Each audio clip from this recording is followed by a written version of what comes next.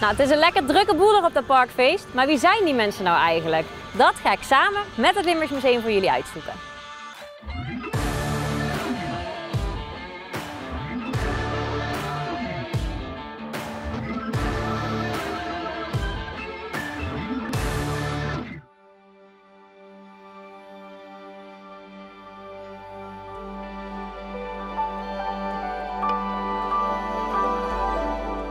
In mijn hart ben ik misschien een boerin.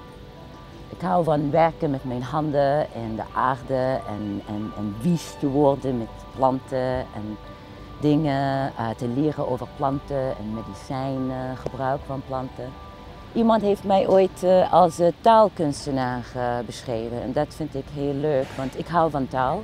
Ik werk in Arabisch, Engels en nu in Nederland. Nog niet perfect, maar het is oké. En ja, ik hou van taal en stam. Ik ben theatermaker, schrijver en danser. Nee, ik voel me niet als Limburger, maar ik voel me ook niet altijd als Arabier. Ik ben weg van mijn land geweest. Ik woonde in de Verenigde Staten voor de helft van mijn leven. Ik voel me thuis, misschien niet als een Limburger of een Nederlander. Ja, ik ben gewoon een wereldburger.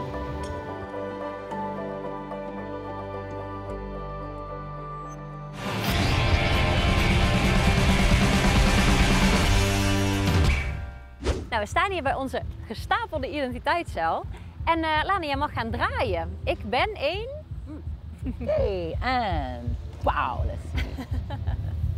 Oh, kijk. Een weller.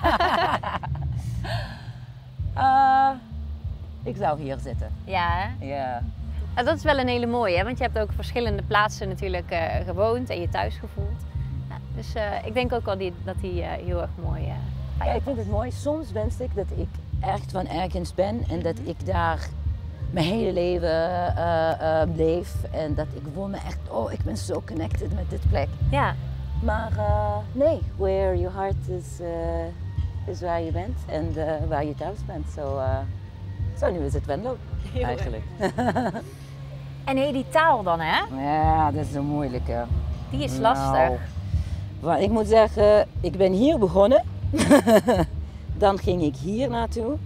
En dan kom ik hier naartoe. En ik hou van Nederlands. Ik denk dat het echt een mooie taal is. Hé, maar dit is een stukje identiteit.